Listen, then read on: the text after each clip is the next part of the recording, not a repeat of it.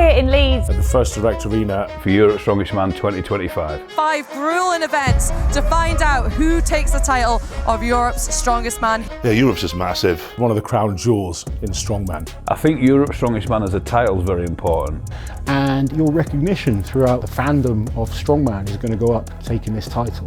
It's the biggest one-day strongman event in the world, bar none. It gets a huge crowd because we've been doing it over here in Leeds for about 15 years. Sat here for 4 years, 21, 22, 23, 24, and watched it when I was supposed to have been doing it. The taste of victory doesn't get any less addictive. It's a huge title. Obviously World's Strongest Man is the big one. We've got the other majors if you like, but Europe's for me personally was huge. And one of the other big things is at all Giants lives, the top 3 go to World's Strongest Man. Now there's a few guys here that haven't qualified for Worlds yet who want a place and deserve a place, but this is their proving ground. This is huge. There's still a few spots to grab for the Worlds. These events are really good. 11. You're the volume 11.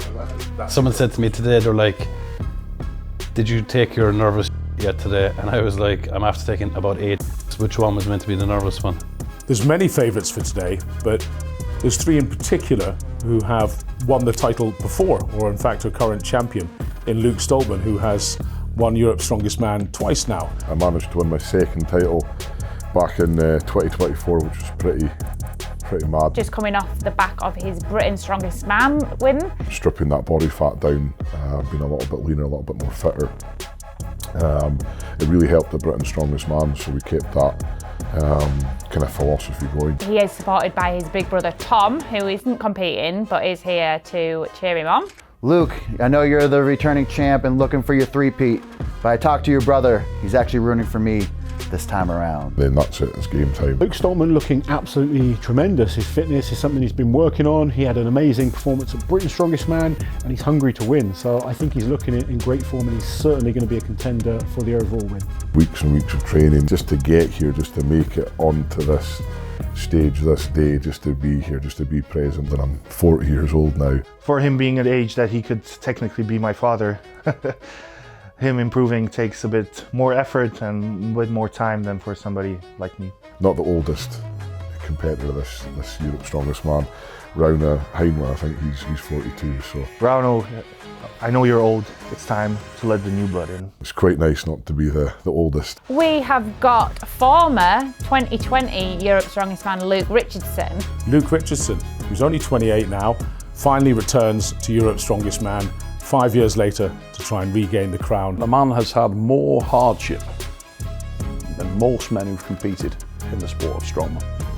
Luke is an amazing athlete and someone I've got a lot of time for and I think he's capable of doing tremendous things. Luke Richardson, welcome back to Europe's Strongest Man. It's a pleasure to have you. I hope you have what it takes. Luke is a good friend of mine and I'd love to see Luke Richardson win Europe's Strongest Man tonight, so I gave him a top tip that benefited me massively in the Shield. It doubled my distance. He's a great all-round athlete. It's just, he lacks that consistency that you need to really kind of back on him as you 100%, I believe this guy's going to win. I've got a job to do. I'm here to win this weekend. If I don't win, then it's not good enough. We've also got former Europe's Strongest Man Pavlo Kordiaka. Pavlo Kordiaka of Ukraine as well. Amazing presser. I know you're going to be doing well in the athletic events, but I'm going to be right on your ankles. Deadlift was always his weak event, but he has really massively improved on his deadlifts. This is a weird competition because all the favourites, they're not the greatest deadlifters. So I think it's not really going to be important who wins the deadlift. The 4th event's the deadlift, and I think probably Rauno Heinler is the best deadlifter in the field. And Rauno, he's looking fantastic. His deadlift is impeccable, and I know he's got a point to prove as well. He just missed out on podium I think, a couple of years ago. Rauno, I've just spoke to Rauno Heinler. He is the most positive I've ever known Rauno, and if people know Rauno Heinler, he is grumpy. And he's normally unwell. But he's like, I'm not unwell, and I'm happy. I was like, who is this guy? Pavlo is not the greatest deadlifter. Luke Stolman is not the greatest deadlifter. Kieliszkowski is not the greatest deadlifter. Mateusz! Mateusz Kieliszkowski, who's numerous times been on the podium, both here and at World's Strongest Man, but has never bagged the title. I'm really looking forward to the return of Mateusz Kieliszkowski. I think it's been 6 years. I've not seen him since 2019. The hard thing for him is that he's had a lot of injuries over the last few years, and he questions himself. Similar to Luke Richardson, he's had significant injuries after starting his career in strongman in a blaze of glory. He was then hammered, ravaged by injury. The more I've been thinking about it, I think Luke Stoltman and Mateusz Kieliszkowski are the two guys to look out for. Honestly, I think this whole show is going to be a mixture of people stealing points left, right and centre. Evars Pogstelis, never ever count him out. He was second last year. He's just this little sleepy character that, well, he's not little. Super consistent, always on the podium, but we're both competing for a World's Strongest Man spot. You've got Nicholas Camby, Italy's strongest man, but obviously lives in America. He stole points left, right and centre from people last year. So yeah, he's looking great. We've got Andy Flynn. I'm here to go against possibly the best lineup in Europe's Strongest Man. Hey. And then we've got the Joker, Pa. My name is Pa O'Dwyer and I'm here to upset the guys trying to win Europe's Strongest Man. I hope you pack your bags already because you're going home early. I think he's been training hard. I don't know. Who knows with him what he'll do.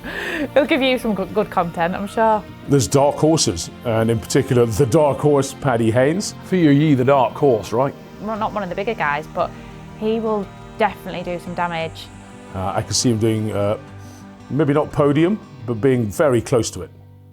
And whilst he's still a developing force and he's still got holes in his game, he's the kind of individual that you feel might just correct them. He's been told that he's not allowed to sprint out on his walkout because the walkout songs are a bit longer than they usually are. Paddy, if you want to take your walkout sprint, take 2 laps and then be tired for the shield, that's okay with me. Andre Foitu, he's been around what seems like a while now, but he's only 23, just turned it. Watch out for him on the pressing event. A little known fact, he's actually trained by Luke Richardson. And Luke Richardson says that right now, statically, is probably the strongest athlete in the field today. He's an absolute superstar of pressing, and the first event should certainly suit him, which is our overhead medley. This is his bread and butter event. He's young, he's improving all the time. It's very likely that he's made big progress from last year compared to other athletes, and he could well put himself in the mix. And then we've got the bull, Gavin Bilton. Just because you're my bud doesn't mean I'm going to take it easy on you. He's probably the biggest crowd favourite of them all. Like, they just absolutely love him. I hope you're ready for the Italian stallion to come at you with full force and take out the Welsh bull. Oh, no way. They've got a new baby son, so we've got him a little exact replica of the athlete's t-shirt. Oh, that's amazing. Oh my God. But it's a little tiny one. Oh, wow. What do you think Neil will be wearing? Neil always knocks it out of the park on these things. It'll be nice and bright and shiny anyway. We all know that with Neil. It'll be something fantastic. He's going to have some sort of bling on. I think Neil today will be wearing a nice diamond dress. I don't know about the colour, but I guarantee it'll be sparkly. And then complain all night he's as hot as a jacket potato or whatever it is he says. He's a handsome man, so I think Neil's going to be, last year he was in gold. I could see him being in like purple this year. That'd be quite a nice look. Need a colour, Loz. Let's go. Can we go hot pink? Just because that's what I want him to come out in. Gold. Gold? He likes gold, doesn't he, Neil? I'd like to see him in a pair of stilettos at some point. Who knows, but yeah, I quite like the Union Jack one, that's pretty cool. Whether that's right for Europe's Strongest Man, I don't know. Blue for the European flag, maybe blue. I think he's going to have a bit of silver. I don't know, maybe a nice pair of blue sparkly shoes. Sparkly kilt. That would be nice. It'll probably be something summery because the sun is shining outside. I can see him wearing a nice summery dress with little stars. That's my guess. Blue and gold. Blue and gold? Yep. The gold outfit with the gold boots. I'm going for the silver looking sparkly one. I believe he's got a great new outfit. It's come straight from his grandmother's curtains. With the matching silver shoes. I don't know what he's going to wear tonight. That man has quite a wardrobe, I have to say. Weird thing is I'm slightly jealous of it. Is that wrong? Ladies and gentlemen, tonight, as we are in the home of Strongman, Leeds, England, the birthplace of Giants Live, I'm going with my favourite colour. A little bit of Johnny Cash. It's all about black. My stylist, Laurence. I think that's good. Thank you. So what's the first task? What are we doing? Well, we're going to warm the crowd up. That's the first thing. That's my first task anyway. Go crack a few funnies. They won't laugh, of course, but I'll do my best. And then introduce the big video. The guys then walk out after the video and the show commences. We're about 6 minutes to 5 now, so we'll do 4 minutes of warm up and then we'll start the show. One of the little tricks we do is early on we record all the audio while warming the crowd up, is getting them cheering, light clapping, screaming. And it's because if you try and actually use the audio during the show, sometimes it's maybe got stuff across it, it's the MC or something, and you can't have that because you need commentary in the television show. So there's a bit of a balance. It was a bit of an idea of mine. 8 reps, different implements. It's tough. To try and make the press medley more interesting. We ain't had one for quite a few years. I do like them, so we're doing it a little bit lighter than we've done before, but everything's for a double. It's a nice one to start the show off. This is the one I'm looking forward to the most. The dumbbell at 90 kilos, the safe press at 150. 155 kilo axle and a 150 kilo log. Basically 8 reps you're going to be doing. And I've had mixed reviews. I've had some guys saying, yeah, it's pretty easy. Another guy saying it's too hard, so... Not a bad presser, but I've tried to do this. I don't know what happens. Your body just shuts down.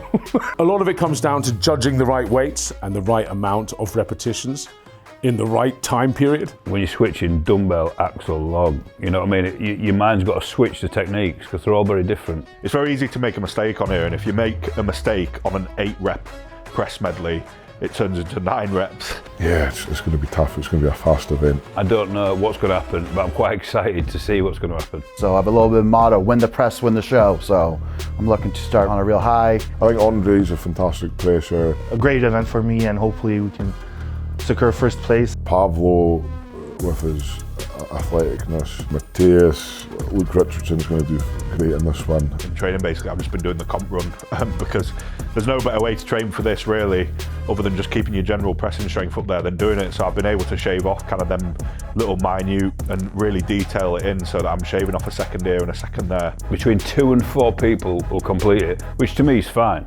You know, it's meant to be tough. But you've got to get through this quickly as well. Time's an element when it comes to this event. I'd be surprised if more than 2 people finish this today. We haven't done the SACE for a long time, and I just thought bring them in on the press medley. But if they've never touched them before, they can really be quite awkward, quite wobbly, get away from you. If I can get that safe press pressed, I'll get great points because axle is bread and butter to me. Because everyone's yoke's different. Everyone's bar thickness is different. Some rattle around, some are tight. So they're set at 56 inches, so it's a strange height to press from, but that's sort of the idea of it. It's very low. A lot of people are training with that yoke super high.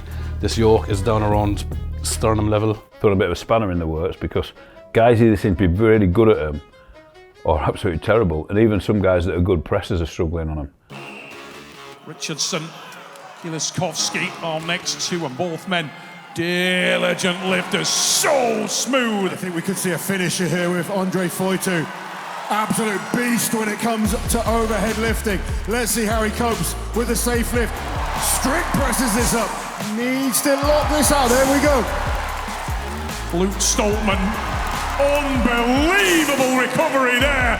That thing came alive and Stoltman bullied it into submission as he moves onto the axle, starts to fight back on him there and slowing it down now, the Highlander. Seeing everyone struggle. Foitu, strict press almost, onto his favourite implement in strongman. One of the biggest log lifters on the planet. Neck and neck. One motion there by Kieliszkowski. He's just gone ahead. Last rep. He gets it. Luke Richardson also finishing. There it is.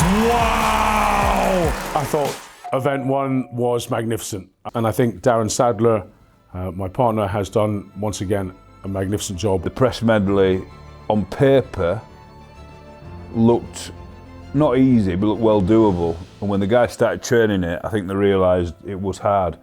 And the guys that are finishing that are really top notch, to be quite honest with you. We saw some upsets there, and the biggest upset for me was Luke Stoltman. I was a little surprised that Luke Stoltman didn't finish all of the implements. He's a great presser, Luke. But there's something not right about him. Doing a strongman contest and trying to hold on to your European crown when you're ill is not an easy task. So, yeah, we'll see how he gets on. We saw some incredible performances. 3 guys finished it. Kieliszkowski out on top, massive presser. 42, big presser from the Czech Republic. Incredibly technical, incredibly smooth, decimated the press medley. Not quite as quick as Mateusz, but yeah, and Luke Richardson looking good. Richardson and Kieliszkowski, phenomenal. Very smooth, very diligent in their lifting. Kieliszkowski, massive presser. Wasn't always in the last few years because he's had his tricep injuries, so that was a worry and a hurdle for him, but he got through it. But if you need something to test your resolve and test your nerve, Paddy Haynes, the start of Europe's strongest man, will do that. Paddy's got long arms as well. Great for deadlifting, not so great for pressing. So he really needs to hit it with his legs, and he didn't quite have the technique today. I suppose the only consolation for Paddy, he wasn't dead last.